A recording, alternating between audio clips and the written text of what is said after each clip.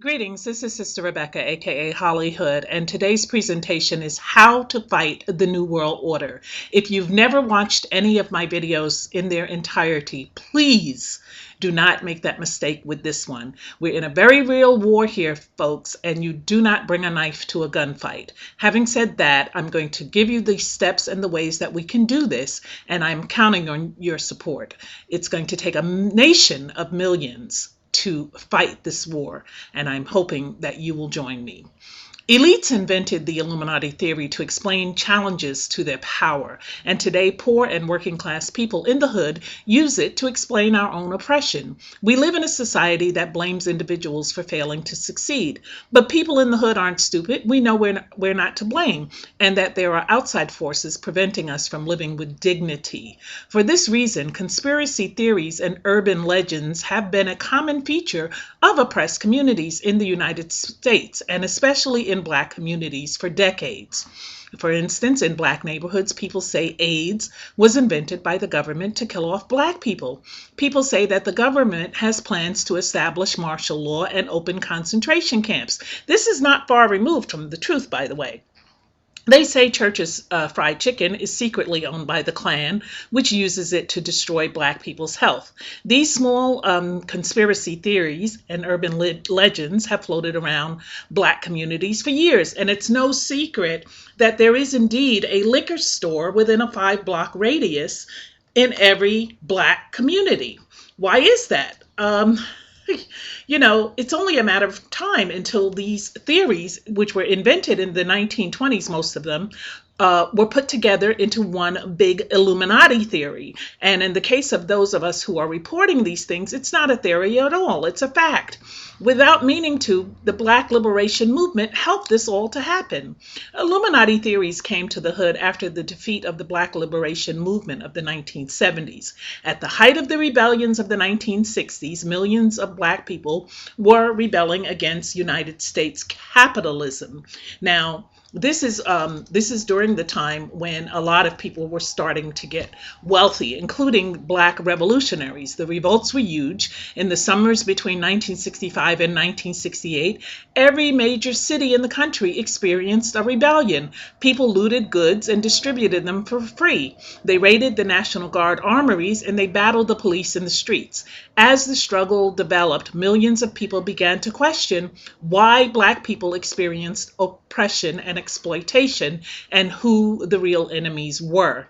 Black communists, like the Panthers, identified the enemy as white supremacist capitalism and aimed to unite workers of all races against the system.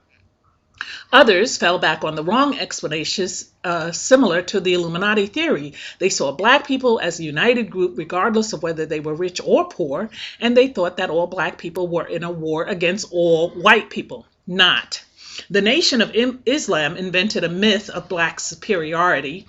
It taught its followers that whites were created thousands of years ago by a Black scientist named Yaqub in a lab accident.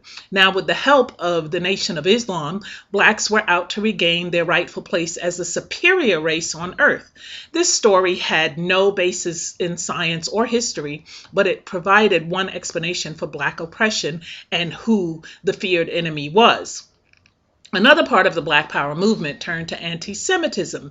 Many Black people saw small business owners exploiting Black customers and banks refusing to loan to Blacks. This is not a theory, it's a fact, and some of these people were Jews.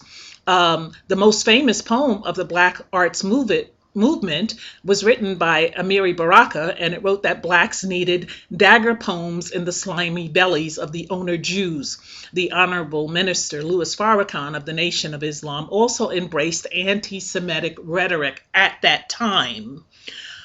These Black artists and activists mistook the immediate appearance of their oppression for the whole thing. Yes, Black people were being exploited by petite bourgeois business owners and bankers, but and also many of these folk, but not all of them, were Jewish. They exploited Black people because they were business owners, not because of their religion. Behind these individuals lay a bigger global capitalist system, which exploited Black people too. But the Black militants couldn't put their finger on this, so instead they blamed the bankers and the small shop owners who were the front for the actual faces who were behind this, which were the Illuminati. Just like in the 1800s, anti-Semitism in the 1960s served as a populist myth, which hid class differences within the Black community. Poor and working class Blacks could have united and collaborated with other poor people to oppose the ruling class. They could have fought Black business owners who later became police chiefs and mayors. Instead, they united with Black business owners and politicians against a made-up Jew enemy. Like all capitalists, Black capitalists sought profits over people, Black or otherwise. Like all politicians, Black politicians looked after their own interests, and their constituencies came around. The Black mayors elected in the 1970s soon directed the crackdowns on the Black movement itself. In Philadelphia, Black Mayor Wilson Goode oversaw the bombing of the MOVE organization, which was a Black radical group in 1985. The actions of Black capitalists and politicians confused the Black movement because they thought they had been fighting alongside the Black business owners, capitalists, and politicians. There were Black revolutionaries like Fred Hampton who might have opposed these developments, were imprisoned or killed off. As a result, younger generations weren't exposed to the idea of a class war between Black workers and the Black and white ruling class. Other revolutionaries helped Black politicians run for office or became academics, and they even stopped talking about the revolution altogether. Internationally, the national liberation movements in Africa, Asia, and Latin America came to an end. The theories of revolution came from these struggles. They lost all popularity. All that was left was a void on the poor and working class Black communities. Black people had made it into positions of political and economic power, but racist oppression and exploitation continued for the poor and working class Black people. How could we explain this reality? Well, this is where the Illuminati began to fill this gap. It was similar to other theories that had been used before.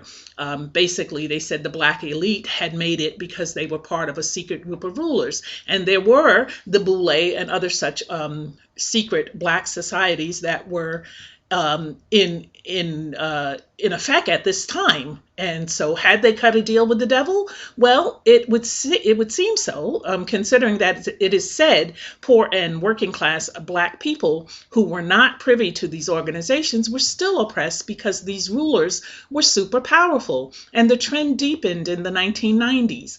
The Illuminati struggle in the third world had to pick between these two sides, but everything changed with the end of the Cold War and the growth of globalization. In the 1990s, George Bush Sr. called the fall of Russia and the victory of the United States a new world order. The phrase was adopted by a variety of conspiracy theorists, and as an umbrella term to link all conspiracy theories together.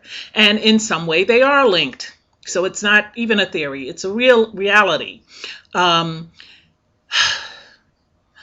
Many of these theories were used by not only Black people, but by poor and working class whites. Whites were confused and angry about the impoverishment they experienced with factory closings and globalization and the growing status of non-whites in the United States society. They said that the government was coming with silent Black helicopters to take away their guns. They said the government was planning to unleash murderous Black gangs on the population.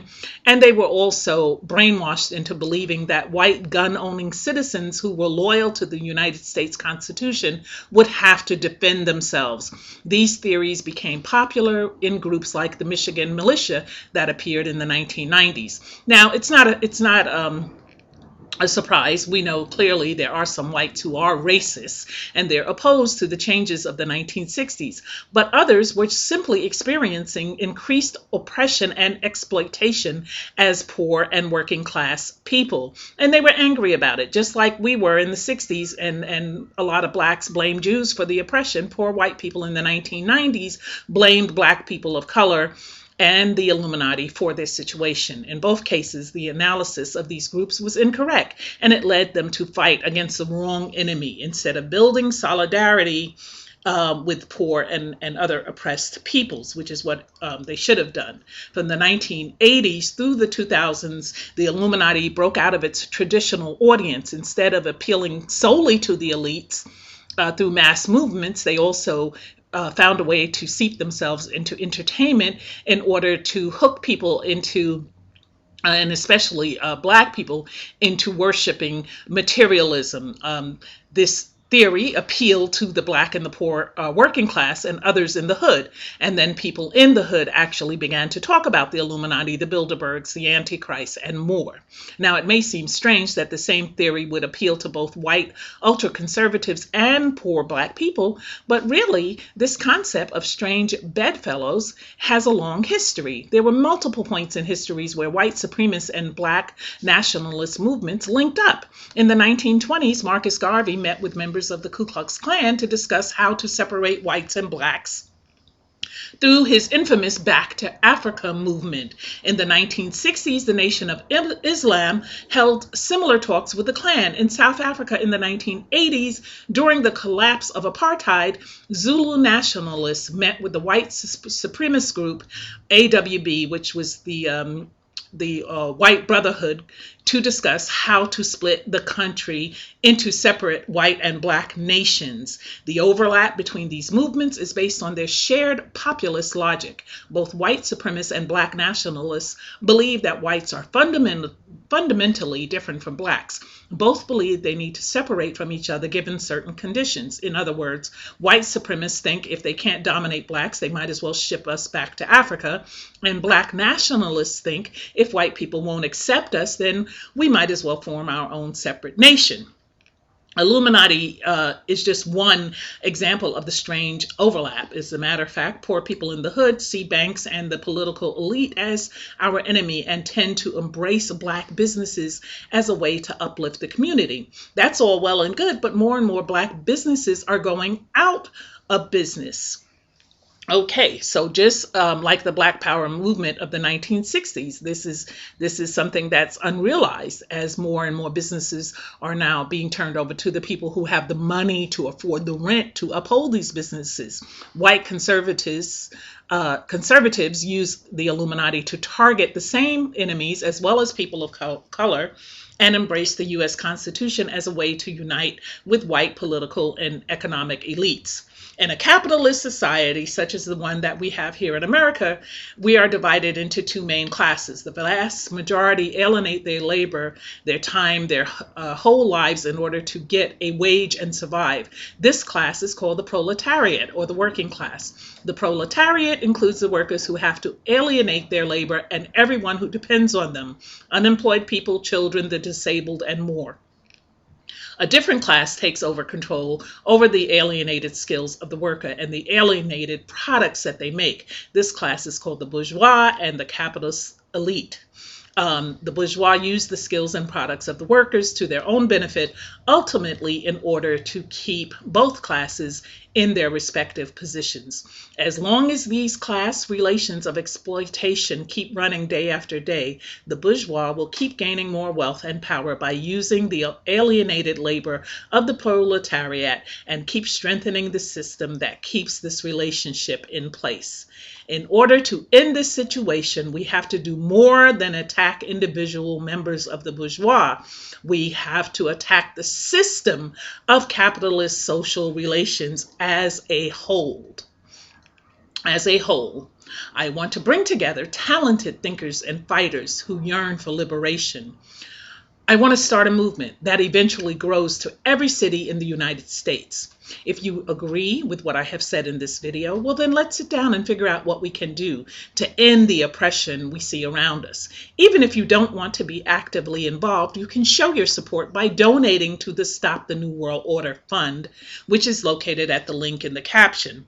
Donations will be used to set up educational centers, food banks, and emergency supplies.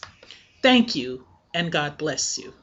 There'll be more on this series, but for now, we have to have a beginning. Like Famous Amos said, the biggest problem with so many of us is that we never begin. So I have begun, and let's see who will join me. God bless you, and thank you for listening. I'm a black gun up a boy. I'm a black gun up a boy.